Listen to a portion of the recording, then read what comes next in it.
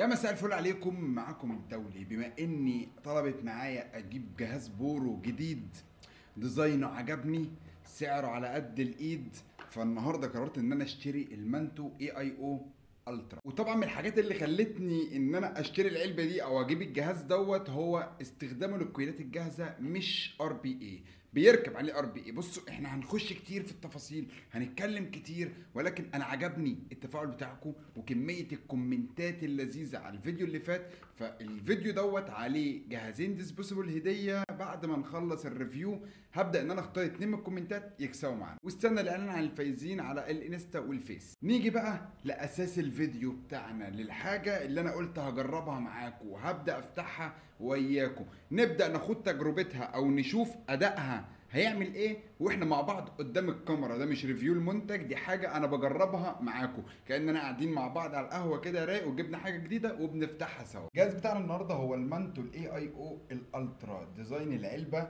فشيخ، بمعنى كلمه فشيخ يا جدعان. العلبه بص بتتكلم عن نفسها، ما بالك بقى المنتج اللي جواها هيقول ايه. اولا اليوزر مانوال مع الضمان، مع ورقه بورنينج وتحذير للبطاريات. ثانيا بيجي معانا كويل تاني 0.15، وده الوحش بتاعنا يا باشا اللي بيجي في العلبه، المانتو AIO الترا الجديد. بص منظر التهويه، بص الديزاين بتاعه عامل ازاي. اللي عجبني انه بيستخدم كويلات جاهزه. انا عايزه ايه؟ ادلع نفسي فتره كده نجرب الكويلات ساب بتاعت بورو، فنشوف بقى بيقول معانا ايه.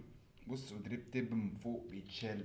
بص هنتفحص الجهاز دلوقتي سوا. الباب ده يا باشا بيتشال كده، بيتثبت في الظهر بتاعه 4 ماجنتيك، 1 2 3 4. عندك مدخل شحن التايب سي، زرار اللي بيعلي الوات وبينزل الوات، وعندك هنا زرار الفاير. يجي للظهر، ارفع كده الظهر، 4 ماجنتيك هنا، 1 2 3 4. عندك هنا تانك البورو اللي بيستخدم كويلات سب اوم، والكويل المستخدم هنا هو 0.30 رينكو مانتو AIO الترا، مش عارف ديزاين بايرينكو. بص كاتب لك هنا يعتبر زي ختمي كده. التب اللي معانا هنا يا باشا بتتشال كده، وعندك التانك ده بينزل. التانك بتاعنا بص يا باشا، عندك هنا ربره بترفعها عشان تملى وتبدا تستخدم الليكويد اللي انت عايزه. نظام اير فلو، عايزين نجرب مستوياه. كذا حد قال لي عليه ان الاير فلو هنا مظبوط بالشعره، طبعا انا ما باخدش بكلام حد، لازم نجرب سوا. نيجي عايزين نشيل الكويل، ننزل ده لتحت سيكه. دي عندك الكويل يا باشا بتفك وفكه كده اهي. شكرا كده الكويل اتفك معاك، ودي القاعده بتاعته. بتوصل التانك بالجهاز، هي دي. طبعا دي لو ضاعت ملهاش حل. الكويل حتى لو شفنا الكويل اللي جاي معاه التاني ما فيهوش القاعده، هو كويل زي الكويل ده بالظبط، ما فيهوش القاعده ديت. بما اننا بقى قلنا هنجرب الجهاز سوا، نبدا نبل الكويل بتاعنا كده، خليه يبدا يتشرب اول ما نركب البطاريه ونشوف الاستخدام بتاع الجهاز من جوه معانا هيعمل ايه. نركب الكويل ال 0.30 يا معلم. هي بص بتدخله كده، شكرا، تكه لفوق، شكرا كده يا معلم. التانك ركب بقى ماسك اهو. نفتح الجلده هنا وهنيجي نملى بكل بساطه اهو. طبعا عارف عينك وانت شايف الليكويد ده، ما تبصش كتير، ما تركزش معاه. هنملاه على الاخر لان انا ايه، متحمس قبل ما اعمل له اي حاجه او قبل ما اشوف اداؤه هيقول معانا ايه. نبدا بقى نسيبه يتشرب شويتين مش شويه واحده، وناخد جوله حوالين الجهاز. كان تركيب البطاريه من ورا هنا، فهنيجي نركب البطاريه كده. بص الجهاز بيفتح دلع. 5 ضغطات يا معلم نفتح الجهاز، يبدا بص شاشه وعرض وحركات وبتاع وليجو رينكو. الله عليك. معاك هنا الوات بتاعك بيرفع لحد كام يا رايق؟ لحد 80 واط، وده رقم مش قليل في البور، وبعدين يرجع لواحد من اول تاني. هنا بيقول لك الفولت بتاع البطاريه اللي راكبه ايه، وهنا عدات السكند اللي هو بيقول لك الباف بتاعك بياخد كام ثانيه، وهنا المقاومه. دوستين على اللي بيعلي يوطي بيعمل لك علامه اللوك اللي انت شايفها ديت. عايز تفك اللوك بتدوس دوستين تاني. شكرا. عندك 3 ضغطات على زرار الباور، بيبدا يحول النظام بتاعك. هنا بيقول لك شيك اوتومايزر لان التانك لسه ما ركبناهوش، فهندوس 3 ضغطات 1 2 3. نظام باور ولا نظام RBA ولا النيكروم ولا التيتانيوم ولا الستانلستين. وهنا عايز تغير الالوان بتاعتك لو انت عايز تعدل في السيستم بتاعك الالوان. عندك بتبدا تختار التصميم بتاع الجهاز بتاعك زي ما انت عايز. انا هعمله موف كده، نجرب.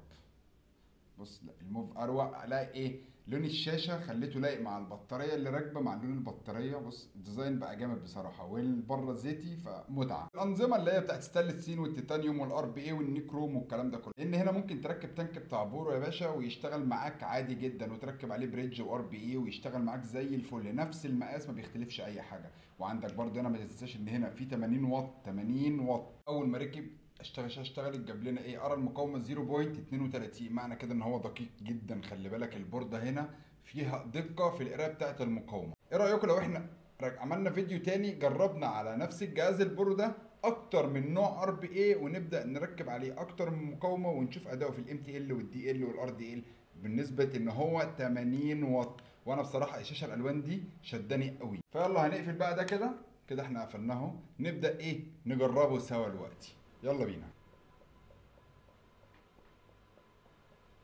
اداء حلو، سرعه استجابه جامده، ولكن تعالى لي بقى في لاك في الاستجابه هنا. بص انا قبل ما نتكلم في اي حاجه حلوه قوي، يعني اول ما جربته في لاك في الاستجابه. يعني انا اي نعم سرعه استجابه، ولكن اللاك بقى مش في السرعه، اللاك في ان انت تسيب الفاير سيبته بيبقى إيه، في شعرايه لسه في الكويل، في باور لسه خارج على مهله، ما بتعرفش، مش اول ما بتدوس فاير، مش اول ما بتسيب ستوب. لا بص انا هوريها لك عملي. بص هنعمل كده، بص في، بص هي شعرايه ما حدش ياخد باله منها قوي يعني، ولكن المفروض انت بورو 80 واط شركه رينكو، مش اول بورو تعملوه، فدي مش غلطه تبقى موجوده. هي مش غلطه، هو الجهاز كويس وكل حاجه، ولكن اقول لك على حاجه، انت لو حسبتها احنا ممكن لو جربناه على الار بي اي هيطلع ان ده ميزه مش عيب. بنشرب على 0.30، وهنا كاتب لي الوات المستخدم من 38 ل 45. خلينا نشرب على 43 ونجربه عشان ما نحكمش عليه ونقول عليه ضعيف.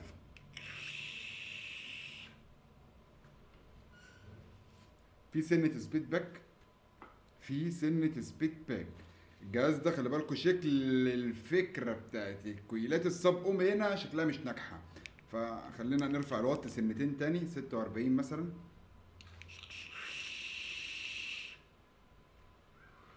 في سنة سبيد باك حتى بعد ما عليت الوات.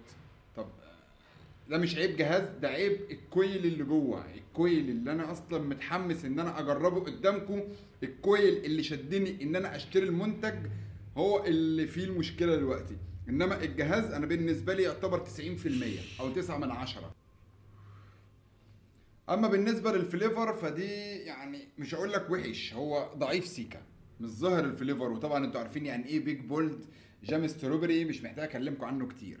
الجهاز هنا ماتيريال، ماسكه، ديزاين، وريكم استخدامه. عندك نظام التهويه هنا بتاع الار بي اي. بشكل عام الجهاز حلو، الجهاز هنستخدمه او هنجربه على ار بي اي عشان نجربه لكم، هجربه لكم في فيديو تاني، ولا انتوا حابين نجربه في الاستوريات بتاعت الانستجرام؟ هعرف رايكم في التجربه بتاعت الار بي اي في الجهاز دوت فين؟ في الكومنتات هنا. من المميزات اللي عجباني هي سرعه الاستجابه. انت قبل ما بتدوس، يعني اول ما بتدوس على الزرار، قبل ما الشاشه هنا تنور وتقول لك انا قريت البورده او قريت انك اديت اوردر، يعني الدايركت على طول بيضرب ورا هنا. يعني بص الجهاز دلوقتي ما فيهوش حاجه اهو، مش مشغله ولا فيه اي حاجه. هندوس دوسه كده، بص اسمع، خدت بالك؟ الحركه دي مش اي بورو يقدر يعملها. فبرضه لغايه دلوقتي الجهاز متكامل، الجهاز مديني كل حاجه، نفس الديزاينات بتاعت التنكات التانية تركب عليه مفيش ادنى مشكله. استخدام البطاريه 18650 مع الديزاين دوت، مع بيبان متثبته باربعه ماجنتيك، فدي حاجه حلوه.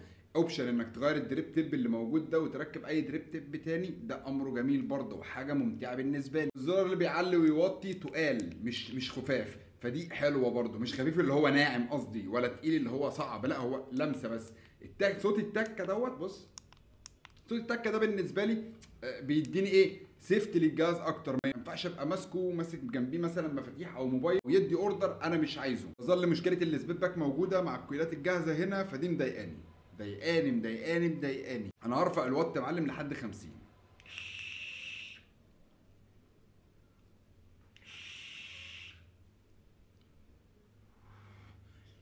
الفليفر بدأ يحلو، ولكن برضو في شعرايه سبيد باك. وطبعا انا رفعت عن الحد الاقصى للكويل، فانا بشرب على 50، هو اخره 45. برضو في سبيد باك، المفروض كل ما اعلى بالوات كل ما السبيد باك ده ينتهي. طب انا يا معلم مش هستنى بقى إيه في فيديو تاني، انا عندي هنا ار بي اي هنركبه يا باشا.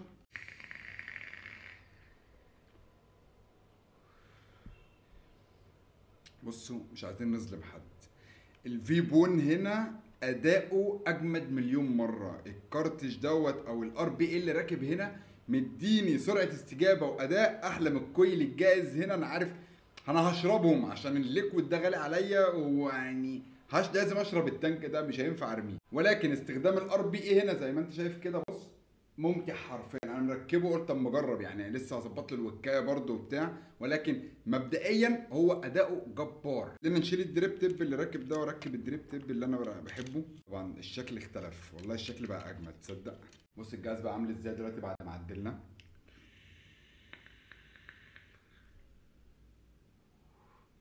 يا ولا يا ولا، ارفع الوات يا باشا.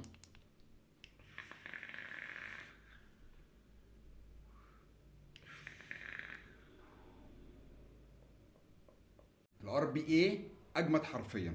ايه رايكم برضو؟ معلش تاني هاخد رايكم في الكومنتات هنا تاني، اعرف ايه رايكم نركب التانك التيتا. عندنا ريفيو لتانك تيتا ار دي تي اي، فكره جديده في فكره البورو، نوع كويلات ما استخدمناهاش قبل كده.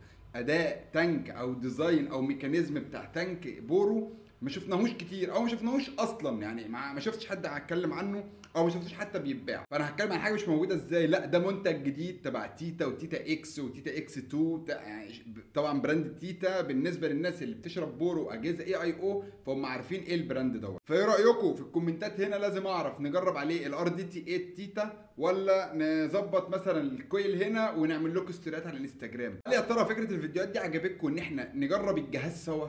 انا بجربه معاكم، انا مش بعمل لكم ريفيو دلوقتي. هل هذه الفئه من الفيديوهات عجبتكم او حابين نكتر منها او نجرب المنتجات مع بعض، ولا نخلينا في الريفيوهات بتاعتنا اللي بنعملها بشكل احترافي اكتر وقصه كده؟ فانتوا شوفوا حابين ايه، وبرضه عايز اعرف. اخوكم الدولي يمسي عليكم، بيقول لكم دمتم صادقين في حبكم، ويا رب افضل عند حسن ظنكم. ولو مش متابع الانستجرام فانت فايتك نص عمرك. سلام.